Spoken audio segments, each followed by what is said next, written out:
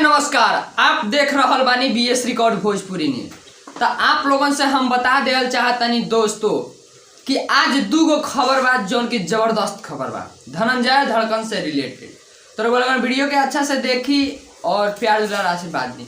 आप लोगन से हम बता देल चाहतनी भाई लोग की जौन गाना के आप लोग के इंतजार रहे कि बरतिया पी के सिगरेट माजा लिए भरपेट, बरतिया पी के सिगरेट मजा लिए भरपेट जौन गाना आज सुबह रिलीज हो चुका है 6 बजे।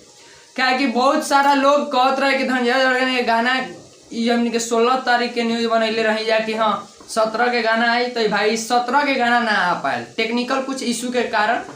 तो ये गाना आज सुबह 6 बजे आरसीएम म्यूजिक के ऑफिशियल चैनल से आएला जौन गाना के नाम बा बरतिया पिए सिगरेट मजा लिए भरपेट।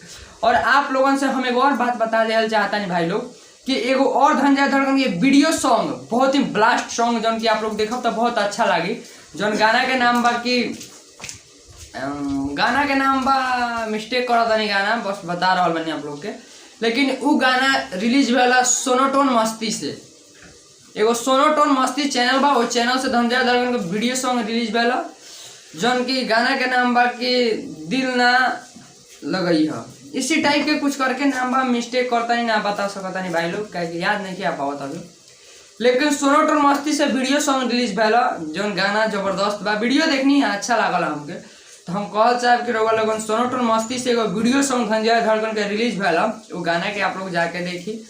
और ई धनंजय धड़कन के गाना जौन की बरतिया पी के सिगरेट माजा लिए भरपेट ई गाना तो आज सुबह 6 बजे रिलीज हो चुका है आरसीएम म्यूजिक के। तो रघुलगन के भाई हम विक्की सिंह फिर मिला तनी नया अपडेट के साथ। तो रघुलगन प्यार दुलार आशीर्वाद अच्छा से दी भाई, एक से एक वीडियो मिली धनंजय धड़कन का फिल्म धनंजय धड़कन बहुत जल्दी आएगा। एगो नया चैनल भी खुले वाला बा जौन पे धनंजय धड़कन के एक से एक अपडेट मिली रघुलगन बहुत जल्द बतावे वाला बा। जय हो भोजपुरिया समाज।